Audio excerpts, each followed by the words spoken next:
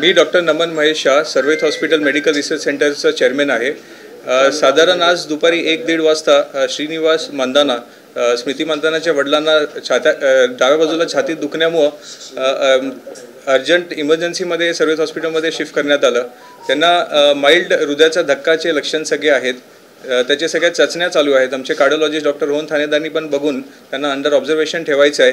सध्याची परिस्थितीच्या हिशोबाने त्यांचं बीपी जरा जास्त झाल्यामुळे हृदयाचे ठोके पण जास्त वाढलेले आहेत। त्याच्यामुळे त्यांना अंडर ऑब्झर्वेशनमध्ये राहण्याची गरज आहे आणि यामुळे सगळ्याच प्रकारची ट्रीटमेंट चालू आहे। सध्याची कंडिशन स्थिर आहे, पण 1 दिवस 2 दिवस स्टेबल व्हायला अजून लागतील।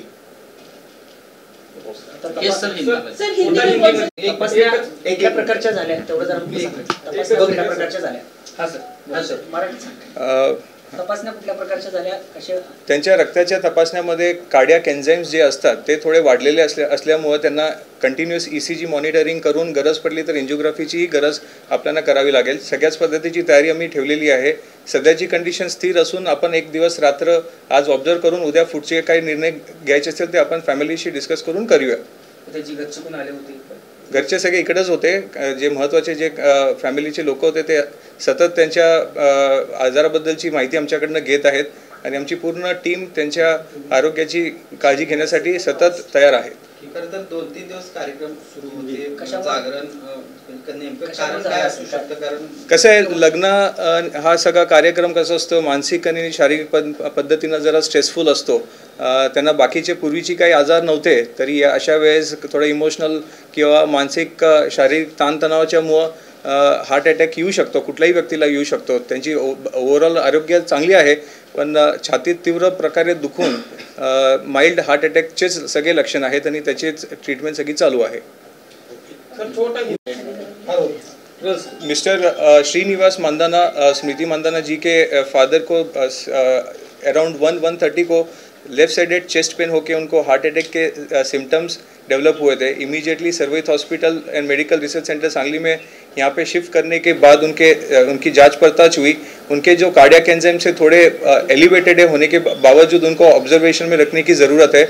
हमारे कार्डियोलॉजिस्ट डॉक्टर रोहन थानेदार ने भी देखा हुआ है। इको में कोई नए फाइंडिंग्स नहीं है, बट उनको कंटिन्यूस ECG मॉनिटरिंग करके इफ़ रिक्वायर्ड उनको एंजियोग्राफी भी करनी पड़ सकती है। फिलहाल ऐसी सिचुएशन है उनकी ब्लड प्रेशर थोड़ा एलिवेटेड है, तो उनको कंटिन्यूस मॉनिटरिंग की ज़रूरत है। इस वजह से वजह क्या हो सकती है? ये शारीरिक मानसिक तान तनाव की वजह से, ये वेडिंग सीजन होता है तो भागदौड़ ज़्यादा होती है, उसकी वजह से ऐसे सिम्टम्स आ सकते हैं। हो, शांती बनायला एंजियोग्राफीची तुम्हाला कधी कळणार की काय रिपोर्ट्स? काही एन्झाइम्समध्ये जर वाढ जास्त होत गेली रक्ताच्या रिपोर्टमध्ये, आपण प्रत्येक 6-6 तासाला टेस्ट करतो, जर जास्त वाढत गेली तर आपल्याला एंजियोग्राफी करावी लागेल। ब्लॉकेजेस काय नाही, आता ते एंजियोग्राफी केल्यानंतरच कळेल। ब्लॉकेज असू शकतात, त्याच्यासाठी आपण एंजियोग्राफीसाठी तयारी ठेवलेली आहे। कधी त्यांना पहिल्याचा कधीच काही त्रास नव्हता आहे। थोडं बीपी जास्त आहे, थोडं ते जरा घाबरल्यासारखे झालेले आहेत। आजच्या दिवस व्यवस्थित गेला तर उद्यापर्यंत कंडिशन बघून आपण एंजियोग्राफीची तयारी केलेली आहे।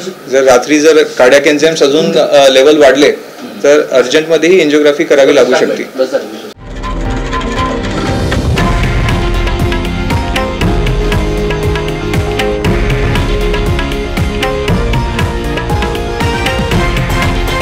हे आहे देशातील नंबर 1 न्यूज नेटवर्क आणि आपण पाहत आहात TV9 मराठी, एकमेव।